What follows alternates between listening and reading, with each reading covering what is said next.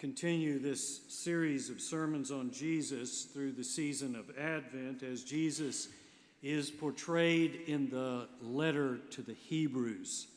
Last week we found out that Jesus is greater than the angels. Today we find out that Jesus is greater than Moses. Listen to the word of God as it is recorded in the letter to the Hebrews, chapter 3, verses 1 through 6. Therefore, brothers and sisters, holy partners in a heavenly calling, consider that Jesus, the apostle and high priest of our confession, I just want to comment that this is the only reference to Jesus as an apostle in all of the New Testament.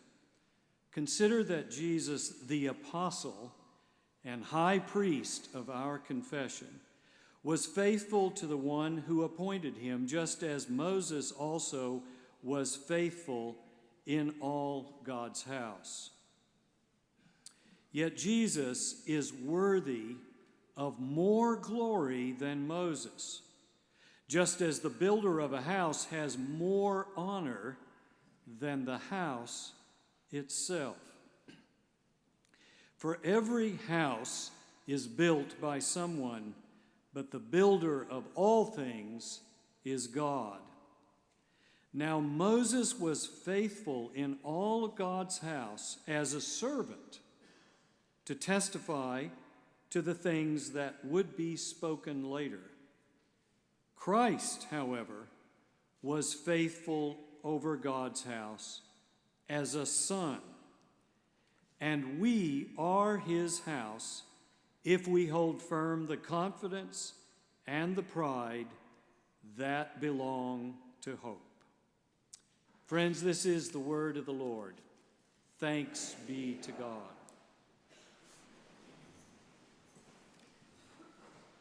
Well, I don't know about you, but it sure looks to me like the author of Hebrews is narrowing the membership in his club.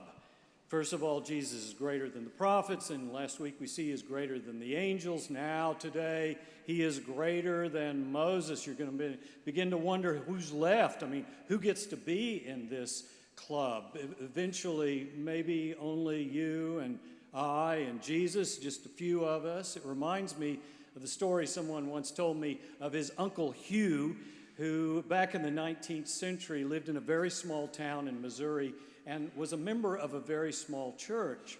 His Uncle Hugh started the church, built the church, and went out and found a preacher. And it was an interesting story because recently the members of this family began reading the session minutes from this little church in a small town in Missouri. And they read about baptisms, funerals, weddings, reception of new members like what we did this morning. But then they came across an interesting citation. They found that one man had been summoned before the church for a trial because he had used improper language in the presence of women and children.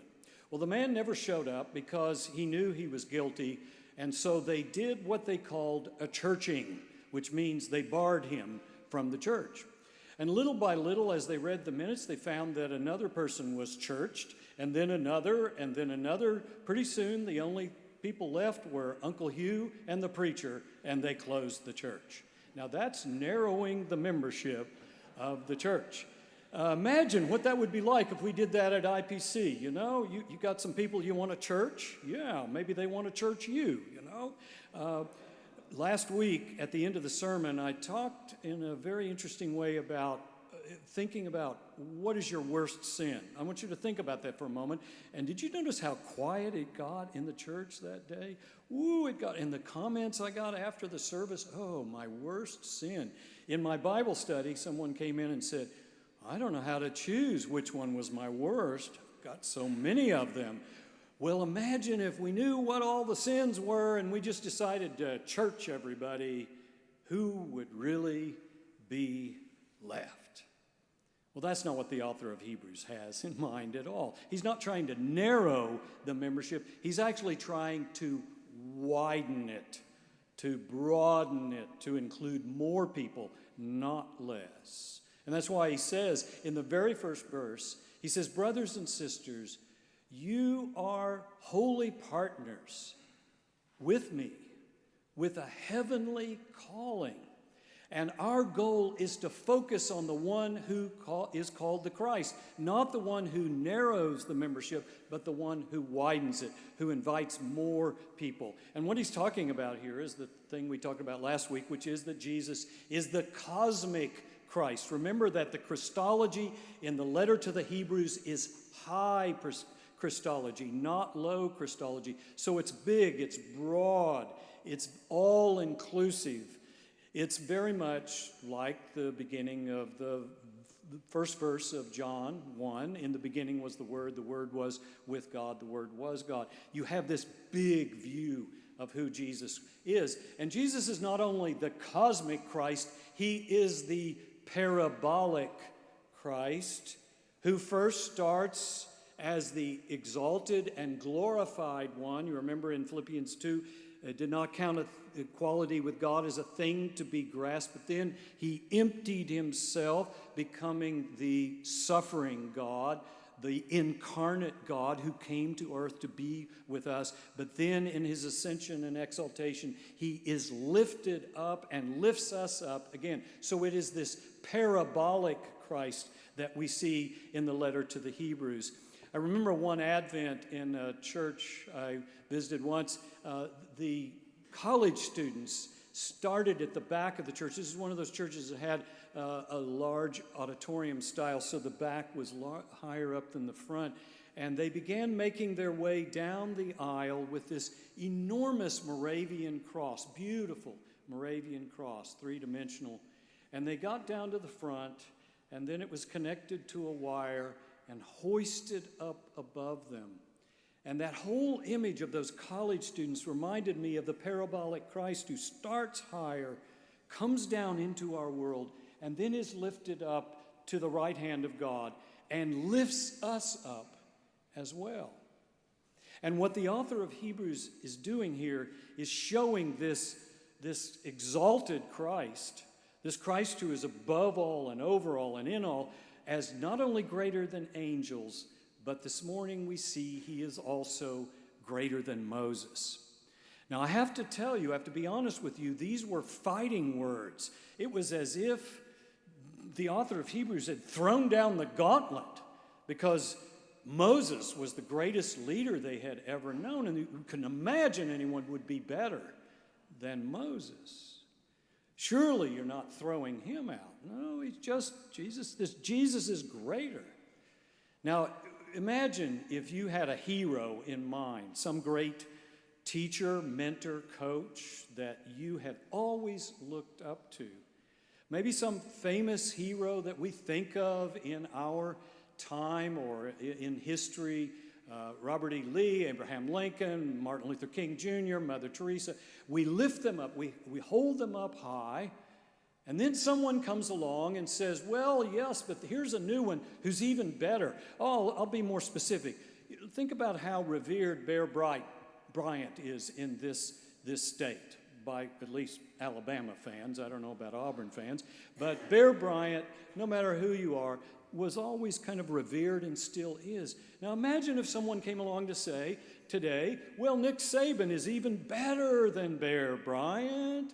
Just imagine if someone did that. Well, you know, I'm not talking about his football prowess or his coaching, but people would go, wait a minute, what are you talking about? See, we don't like to have detractors or debaters debunk our heroes, even though we know they had flaws. What we want is to see how wonderful our heroes are. Now you begin to see the problem that the author of Hebrews had. I want you to imagine in a courtroom, and he's got to make his case before the jury. And his case and his point is this, that this Jesus is superior to the hero you have always worshiped, the hero you have always looked up to.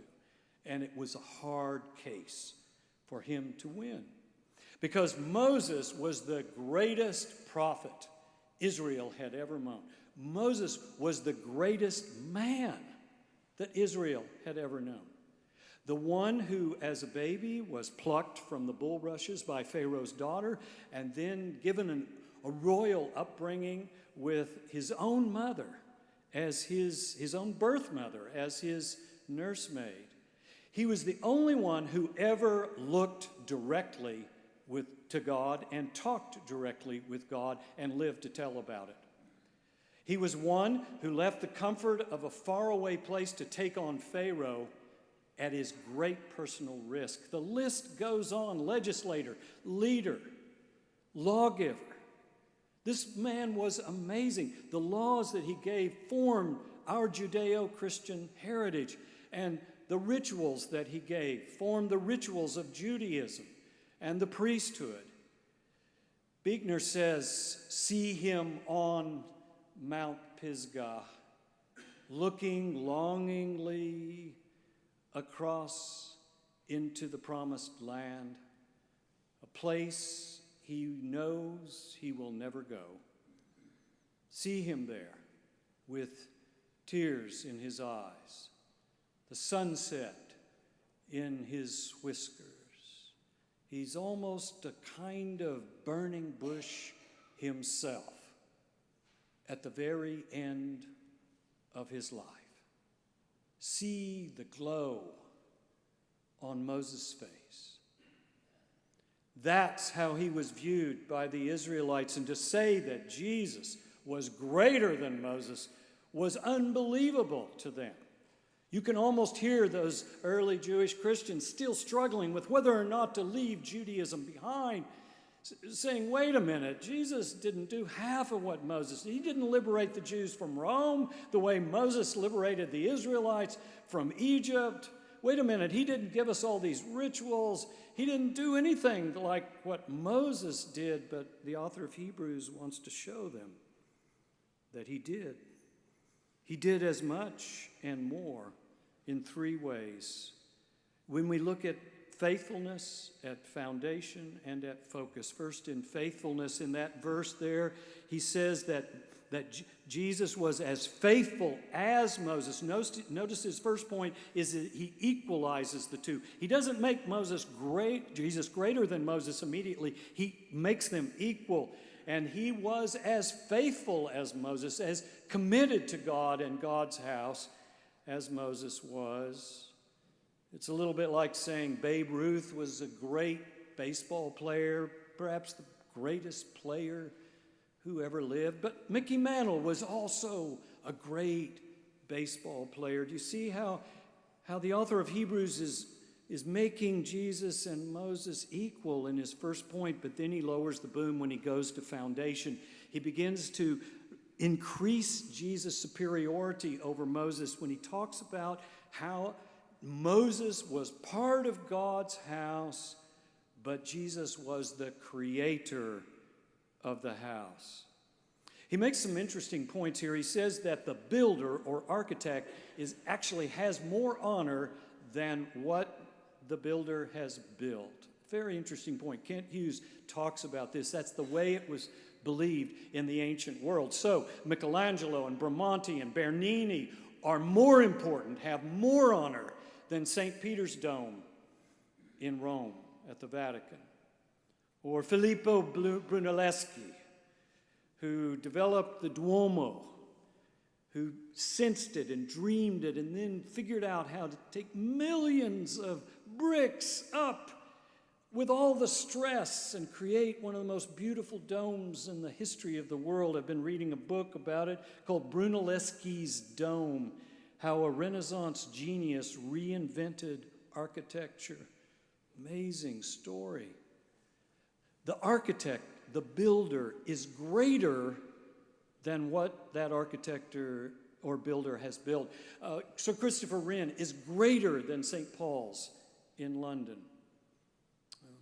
Frank Lloyd Wright is greater than all his creations, and apparently he was quick to tell you so if you didn't know yourself. It's greater than all the people who have worked, all the subcontractors and people. I was talking to somebody the other day about a renovation. I said, how's it going? Oh, subcontractors are like Jesus. You know they're coming back. You just don't know when. The architect or builder is greater than what has been built. And the real builder and architect is God. Greater than Moses. Christ is great. He is not just adding on to Judaism. He's not adding a little addition to the house, because now the New Testament is just this little addition to the Old Testament. No. Remember, it's a pre-existent Christ, like John 1. The high Christology of the letter to the Hebrews helps us see that Christ was there at the beginning, creating the world, creating by his word of power, as it said in the text last week. He is creating you and me. He is creating the house of Judaism, and he is now adding on to it. But there's another point here, and that is the point of focus. That you and I, in this Advent and Christmas, are to focus on the one we call the Christ, who is greater than all the prophets, greater than all the angels, greater even than Moses, no matter how great he was. Why? Because Moses was only God's servant, but Jesus was God's son. If you don't focus on anything else this Advent and Christmas, focus on the one we call Jesus, the one who is the Savior of the world. Oh, you say that's preacher talk. Yes, we know about that. No, if you're dealing with sin, if you're dealing with grief right now, which many of us are, if you're dealing with fear of death, Christ is the one who will lift you out of all of that. So take it very seriously. And I hope you experienced it at an early age, as I did. When I was in seminary in the early 1970s, there were 3 great preachers in the city of Louisville, Kentucky. One of them was my homiletics professor, George Arthur Buttrick, who had been preacher at Harvard, preacher at Madison Avenue Church, New York City, editor of the 12 volumes Interpreter's Bible, 4 volumes Interpreter's Dictionary of the Bible. Absolutely amazing preacher. And whenever he preached in some church in Louisville, even in his 80s, he was sharp as a tack, and we would troop to hear him. Then there was another young preacher over at a Baptist church I used to love to go hear. His name was John Claypool. Boy, could he preach. Even as a young minister. Later became Episcopal priest and came here. Then there was another one, another young preacher in a Presbyterian church. His name was Morgan Roberts. All 3 of these, George Buttrick, John Claypool, Morgan Roberts, shaped my theology and my preaching. And they all focused on Christ. They all reminded us who were young seminary students, Christ is the point. You are not the point. The world is not the point. Christ is the point. I remember George Buttrick in class one day. He was in his 80s, barely bending over like this, and he would say, of course, you realize I'm just a novice at this business. Lord, if he was a novice, what did that make us? And then he always added, but what novice ever had such a master as Christ? There was one more preacher who taught me about Jesus early on. That was my dad. I called my mom last night and I said, Mom, I know you're going to miss Dad. And she said, oh yeah, this is the first Christmas without him, yeah. And I'll miss him in January when he died. And I said, I will too. And she said, you know what though? I said, what? And she said, we're going to be fine. We're going to be just fine. I said, you're right. Maybe you lost a loved one somewhere in your life and you're grieving it right now. You know what? Because of Jesus, you're going to be just fine. And then I remembered that young preacher who used to hold me in his arms and tell me about Jesus. Thanks, Dad. Jesus, the one who is greater than the angels, the one who is greater than Moses, the one in whom we live and move and have our very being. To this one be all honor and blessing and glory and praise from this day forth and forevermore. God bless you all.